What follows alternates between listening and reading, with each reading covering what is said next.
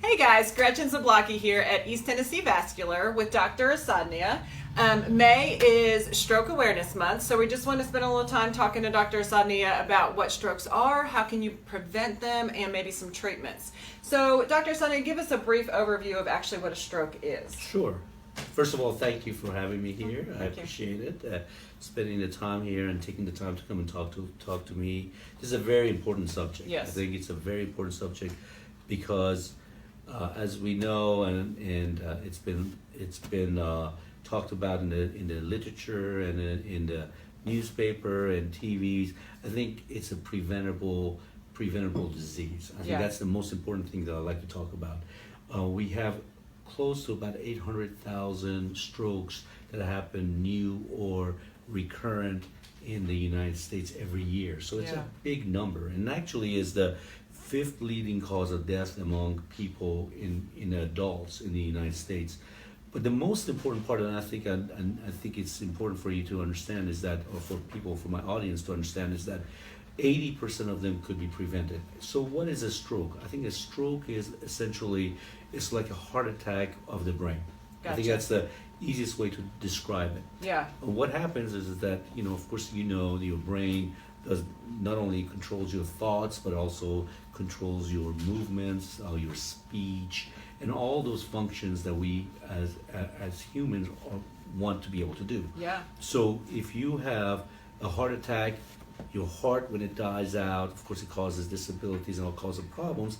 The same could happen in the brain. If a part of the brain dies out because of emboli, or if it's thrombus, and what I mean by emboli is plaque breaking off and going to the brain, or emboli from thrombi, which is basically blood clots. If the blood clot breaks off and goes to the brain, that part of the brain actually dies out. Gotcha. And it leads to what we call stroke symptoms. So that's why it's so important, because the consequences of them are so disabling to people that we want to be able to prevent, catch it first, Yeah. and then prevent it. Yeah. That's why I think it's a very important month, and I'm glad that you were talking about Yeah. this. And so then what are some of those symptoms and signs Sure. that are people going to see that they need Sure. to be aware of? Sure. I think first of all, the symptoms are, most of us have seen people with strokes in the past. Right. Okay. I think the key to it is that you see that they're not acting normal. Okay. Whether they have a drooping of the face on one side, or they're not able to move one side of the body, whether it's the arm or leg, or if they have numbness one side or the other, or if they're smiling, you say, hey, one part of the face, the smile is not looking the same as before. Yeah. Okay, that's one of the telltale signs. Of course, the other signs that you could have people will complain. They say, I was sitting and watching TV, and all of a sudden I felt like a shade came down and I couldn't see out of my eye, and then just came back out. There's a name for that. It's called amaurosis fugax. I'm throwing these things in, but the bottom Big line names, is yeah. big names. But the key of it is, what that means is a piece of plaque has gone back to the back of the eye, and that's telling you that you're in line to having a major stroke. Okay. Of course, the other thing that you will see would be that they usually have speech problems. You may be sitting down and talking to a relative, and the relative is trying to speak and they can't, or they're speaking is garbled speech, is mumbling. You're like, well, this is not normal, or if it's slow speech. Those are all indicative of something bad has happened or is about to happen. And that's something that you have to pick up on and act quickly. Yes, and so talking about acting quickly, it's not something that you just call the doctor and you make an appointment on. And I think that's the key to that. And there are a lot of things that are written outside, like, do this, do that. The bottom line is, I think the first thing you need to do is you need to get them to the closest emergency room, okay? Yes. Because the key is that you want to reverse the damage that is being done to that part of the brain, okay? The longer you wait, the longer or the worse it will be, and the symptoms in whether you're feeling it yourself and you're alone, or if you're with a loved one and you've seen that. I think the key to it is that you only have a short period of time to react. Okay, Yeah. If you don't react during that period of time, the damage is irreversible. You cannot change it. But if you get there soon enough, there are means to be able to reverse and minimize the damage that's being done to your brain.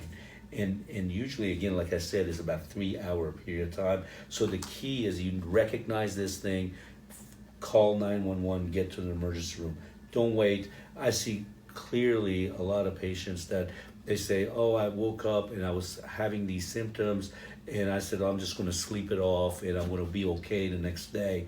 That's the worst thing you can do, because it doesn't matter when you get to the emergency room. It's that window of time, because they cannot give you the blood thinners that you need, because they worry about consequences if you wait too long. Yeah. You see, so you have to get there early enough, and so you see this thing, you get them to the emergency room, and then luckily we have teams here in town that actually could initiate the things that needs to be done immediately. They know to look for the signs that we talked about, and initiate what the steps are after that to be able to minimize the damage and get you back on your feet. Well, and I think that's a good point too for this community. I think at times people think, oh my gosh, we need to go to Knoxville, it's really bad. But that's not what you need to do. You need to get treatment started here in Morristown, and then if it's so bad that you need to be taken to Knoxville, that's fine, but you've already got... Absolutely, that's vital, because think about just getting to Knoxville. By the time you put your clothes on and get your bag, you're talking half an hour there. You drive an hour, then they're getting you another half an hour to get to the emergency room through the. You are already behind the eight ball, wasting time that does not need to be wasted. So you need to get to the emergency room here. We have all the initial things to get started. Now, we can talk about the treatment modalities, and we're going to talk about that also. But the bottom line is, it could be initiated here, and you can minimize the stuff, and you need to think about it that way. And of course, once they initiate all this stuff, then if it needs to be transferred, they will stabilize you and all that stuff, and they'll go there. Okay. So as we said, guys, if you're having any of those signs and symptoms, make sure that you call 911 right away. Get treatment started.